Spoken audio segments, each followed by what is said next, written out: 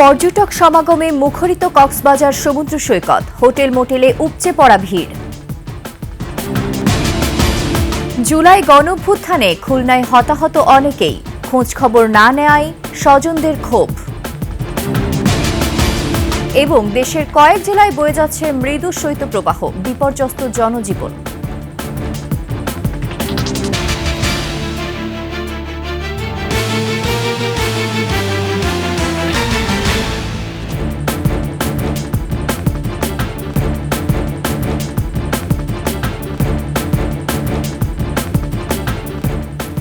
শুনছিলেন সংবাদ শিরোনাম। আমন্ত্রণ সকালের ২১শে সংবাদে, সাথে আছি আমি ফারজানা নির্জনা।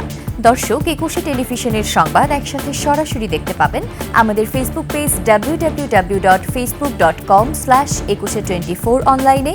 এছাড়া সাবস্ক্রাইব করতে পারেন www.youtube.com/@21ETV চ্যানেলে। মহান বিজয় দিবসের ছুটি সহ আরও বেশ কিছু কারণে বিশ্বের অন্যতম বড় সমুদ্র সৈকত কক্সবাজার এখন মুখরিত পর্যটকের ভিড়ে। ২ লাখের বেশি পর্যটকের আগমনে তিল ধারণের ঠাঁই নেই ৩ কিলোমিটার এলাকা জুড়ে সাগর তীরে। হোটেল মোটেলগুলোতে উপচে পড়া ভিড়। আব্দুল আজিজের তথ্যচিত্রে দেখুন ডেস্ক রিপোর্ট। বিশ্বের দীর্ঘতম সমুদ্র সৈকত কক্সবাজারে এখন কোলাহলে পরিপূর্ণ। সাপ্তাহিক ছুটিসহ টানা ৪ দিনের ছুটিতে দেশের বিভিন্ন প্রান্তের মানুষের মিলনস্থল হয়ে উঠেছে সাগরতীর। একদিকে বিজয় দিবস উদযাপনের আবেগ, অন্যদিকে শিক্ষা প্রতিষ্ঠানগুলোতে বার্ষিক পরীক্ষা শেষ, আর তার সঙ্গে যোগ হয়েছে 31 নাইটের হাতছানি। শীতের কুয়াশার চাদরে পর্যটন নগরীতে বিরাজ করছে ভিন্ন আমেজ। কর্মজীবনের পরে একটা ছুটি পাওয়া, শীতের ছুটি পাওয়া ভালোই লাগছে, খারাপ না। ঘোড়ায় চড়েছি, সমুদ্রে স্নান করেছি, অনেক মজাই হয়েছে। আনন্দ করতে একটু ব্যাঘাত হয়েছে, এমনিতে কোনো অসঙ্গতি চোখে পড়ে নাই। ওয়াটার বাইক বা ঘোড়ায় চড়ে সমুদ্র দর্শন কিংবা ছবি তুলে সময় পার, পর্যটক বাড়ায় বেড়েছে বিচ কেন্দ্রিক ক্ষুদ্র ব্যবসায়ীদের আয় রোজগার। আশা করি সামনের দিনগুলোতে আরো পর্যটকের সমাগম বাড়বে।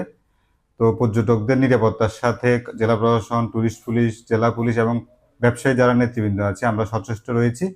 এদিকে হোটেল মোটেলের রুমগুলো পূর্ণ কানায় কানায়, এবার আয় ছাড়াবে ১০০ কোটি টাকারও বেশি, এমন আশা সংশ্লিষ্টদের। বেচা কিনা ভালো আছে। সামনের ৪ তারিখের পর যে একটা আমরা ঘাটতি গেছে ব্যবসার, ওটা মোটামুটি আমরা সারাই উঠতে পারছি। পর্যটক এখনো আসতেছে, আর অতীতে যেগুলো ক্ষতি হয়েছে এগুলো মোটামুটি এইভাবে ব্যবসা বাণিজ্য চললে মানে পোষায় উঠতে পারবো। দিন ২৪ ঘন্টা প্রায় আমাদের একই রকমের বেচা বিক্রি হচ্ছে। অপ্রীতিকর পরিস্থিতি এড়াতে পর্যটকদের নিরাপত্তায় আইন শৃঙ্খলা বাহিনী নিয়েছে বাড়তি প্রস্তুতি। টুরিস্ট পুলিশ, বিশেষ করে জেলা পুলিশের সাথে সমন্বয় করে আমরা ২-৩ স্তরের নিরাপত্তা ব্যবস্থা করেছি। মাঠে আমরা সর্বক্ষণ আছে, আমাদের যে রেগুলার পেট্রোলিং সিস্টেম, স্থির পিকেট, এগুলি আমরা বাড়িয়েছি। দীর্ঘদিন পর চেনা রূপে ফিরেছে কক্সবাজার। ভ্রমণ অভিজ্ঞতা স্বাচ্ছন্দ্যের হলে দেশি বিদেশি পর্যটকরা যে এখানে আরও বেশি আকৃষ্ট হবেন তা বলাই বাহুল্য। ইউসুফ হাসান নাইম, ডেস্ক রিপোর্ট, ২১শে টেলিভিশন। জুলাই গণঅভ্যুত্থানে খুলনায় নিহত ও আহত হয়েছেন অনেকেই, তবে এতদিনেও কেউ খোঁজ খবর না নেয়ায় ক্ষোভ জানিয়েছেন আহত ও নিহতদের স্বজনরা। এদিকে ফ্যাসিবাদী শেখ হাসিনা ও তার দোসরদের ফিরিয়ে এনে বিচার নিশ্চিতের দাবিও জানিয়েছেন তারা। শেখ জুয়েলের ক্যামেরায় খুলনা বিভাগীয় প্রতিনিধি মহেন্দ্রনাথ সেনের প্রতিবেদনে ডেস্ক রিপোর্ট। টিনের চালার আধা পাকা বাড়ি, গোলপাতায় ছাওয়া রান্নাঘর, ছোট্ট এই জায়গায় বসবাস জুলাই আন্দোলনে শহীদ সাকিব রায়হানের মা নুরুন নাহারের। ছেলে হারিয়েছেন ৪ মাস, এখনও মোবাইল ফোনে ছেলের ছবি আর ব্যবহৃত জিনিসপত্রে খুঁজে ফেরেন আদরের সন্তানকে। সাকিবের কথা উঠলেই বুক ফাটা কান্নায় হয়ে পড়েন বাকরুদ্ধ। যদি সেই সময় চিকিৎসা হইতো আমার ছেলে মারা যাইতো না। 2 হাসপাতালের থেকে ফেরত দিয়েছে। ১৯ জুলাই বিকেলে মিরপুর ৬-এ ছাত্র জনতার উপর অস্ত্র নিয়ে হামলা চালায় আওয়ামী সন্ত্রাসী বাহিনী। সেখানেই গুলিবিদ্ধ হন সাকিব রায়হান। গুরুতর আহত রায়হানকে শহীদ সোহরাওয়ার্দী মেডিকেল কলেজ হাসপাতালে নেওয়া হলে চিকিৎসক মৃত ঘোষণা করেন। তার মরদেহ আনতে গিয়ে গুলিবিদ্ধ হন বোন দুলাভাইও। ওই জায়গা থেকে আমার আর মেয়ে আবার শুনে পরে ওরা আবার গেছে, যার পরে ওদের লাশ দেখতে যায় নাই। সেই পুলিশের সাথে ঝগড়া তক্ক, কিছুতেই যাইতে দেয় নাই সেই শরৎ দিতে। পরে ওদের ওদের পথে গুলি ছাড়ছে, আমার বড় জামাইয়ের গায়ে, মেয়ের জামাইয়ের গায়ে লাগছে 4টে গুলি। ফেসিবাদী হাসিনার পেটুয়া বাহিনীর গুলিতে আহত হয়ে দুর্বিষহ জীবন কাটাচ্ছেন শিক্ষার্থী জীবন হাওলাদার। গুলির আঘাতের ক্ষত বয়ে বেড়াচ্ছেন আরও অনেকে। সহযোগিতা না পাওয়ার অভিযোগ তাদের। এখনো আমার শরীরে 17টা বুলেট আছে, মাথায় আছে 7টা, নাকে আছে 2টা, আর শরীরে 4-5টা আছে। আমার অবস্থা একটু ক্রমাগত একটু খারাপ হয়ে যাচ্ছিল, তখন আমাকে তারা 250 বেডে আর কি নিয়ে যায়। কোনো নিজের চলাফেরা করতে খুব সমস্যা হয়, শারীরিক সমস্যা আছে, এখন বাম সাইডে কোনো বল পাচ্ছি না। এত কিছুর পরও ক্ষোভ নেই জুলাই আন্দোলনে আহত ও নিহতর স্বজনদের।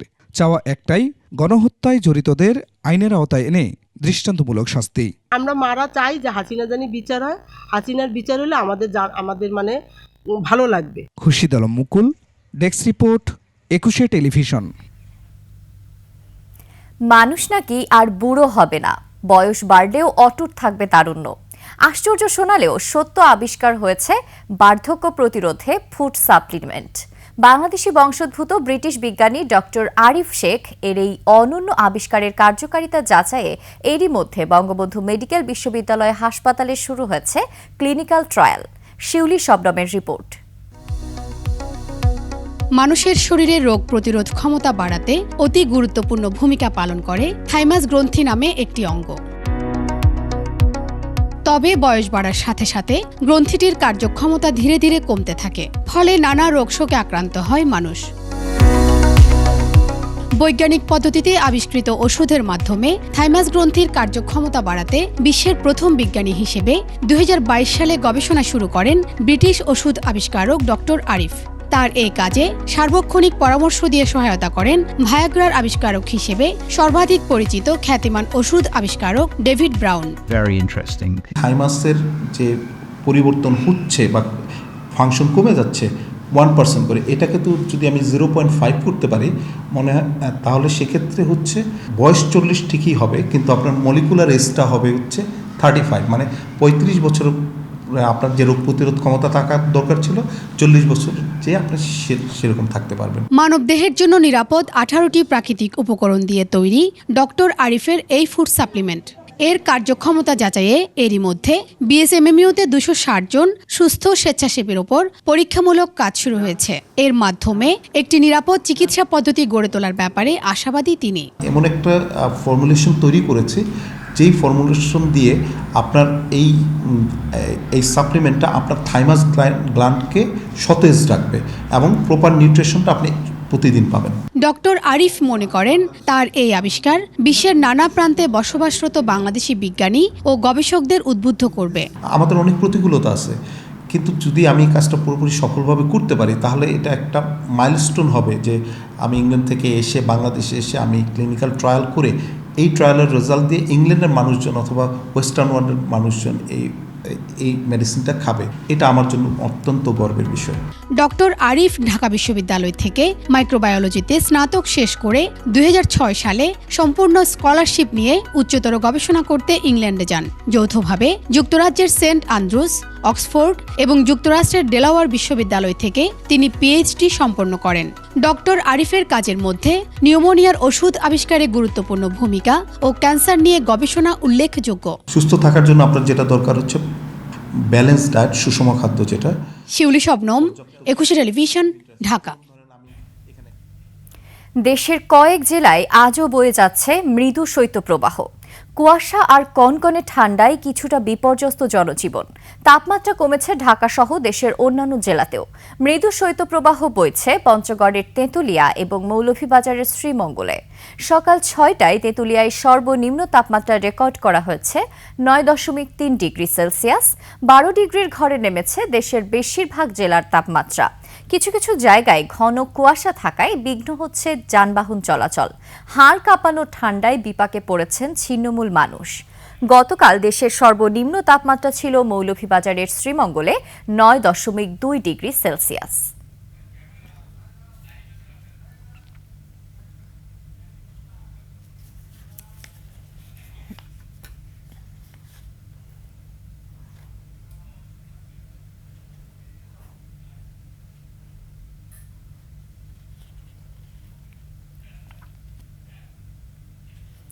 দর্শক, শীতের আরও খবর জানতে আমরা সরাসরি চলে যাচ্ছি দিনাজপুর প্রতিনিধি চিত্ত ঘোষের কাছে।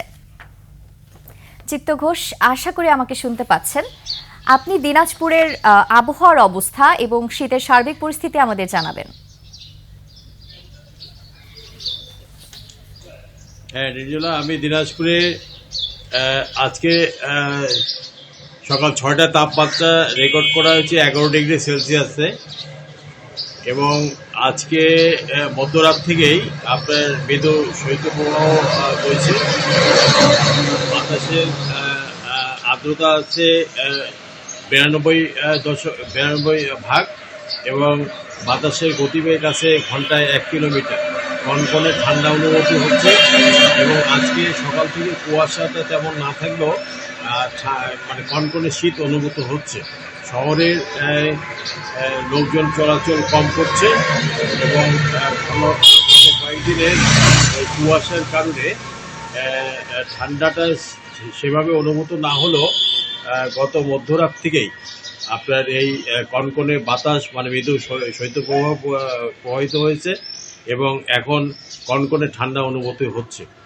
এই হলো দিনাজপুরের সর্বশেষ অবস্থা।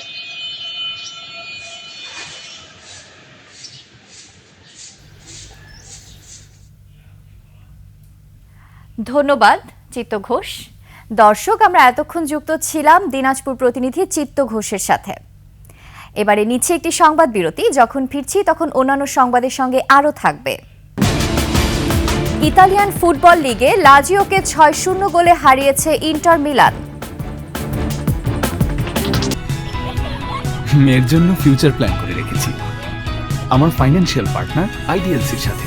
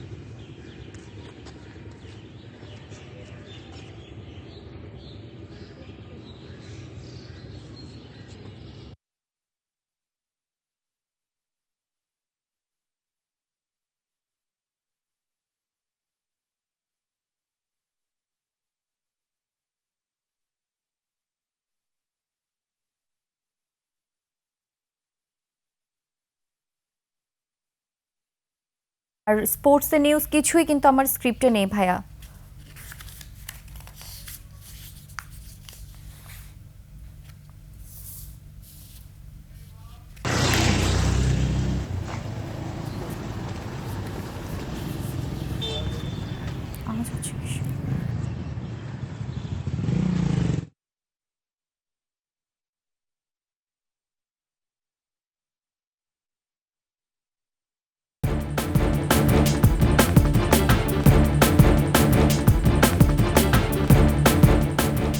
দর্শক, রাজধানীর মোহাম্মদপুরে এক ক্লিনিকে দালালের খপ্পরে পড়ে ভুল চিকিৎসার জেরে বাগবিতণ্ডায় জড়ায় ক্লিনিক কর্তৃপক্ষ ও বৈষম্য বিরোধী ছাত্র পরিচয়ে কিছু যুবক।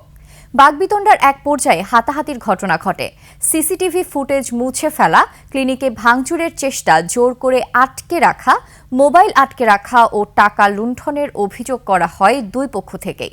পরে পুলিশ ডাকা হলেও তথ্য প্রমাণের অভাবে পুলিশ প্রাথমিক জিজ্ঞাসাবাদ করে ঘটনাস্থল ত্যাগ করে।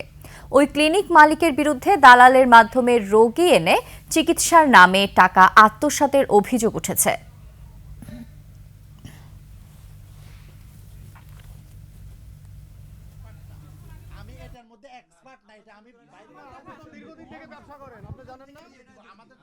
শুনেন, না এই জিনিসগুলো আমরা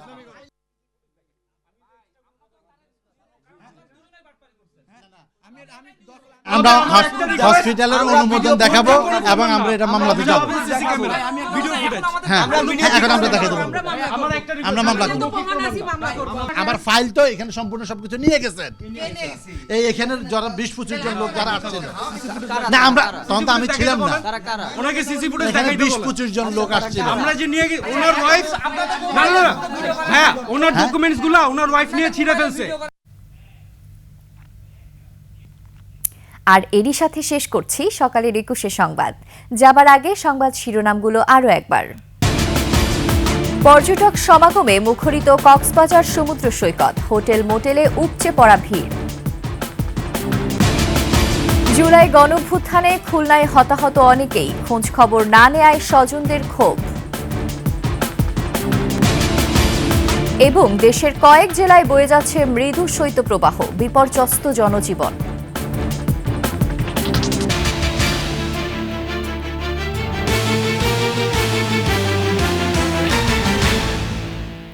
সর্বশেষ সংবাদ জানতে ডায়াল করুন 2021 নাম্বারে আর ভিজিট করুন 21-tv.com ওয়েবসাইটে। ফেসবুকে ভিজিট করতে পারেন www.facebook.com/2124 অনলাইনে। এছাড়া সাবস্ক্রাইব করতে পারেন www.youtube.com/@21etv চ্যানেলে। এতক্ষণ সাথে থাকার জন্য ধন্যবাদ। পরবর্তী সংবাদ সকাল 9টায় দেখার আমন্ত্রণ রইল। 21-এর সাথেই থাকুন।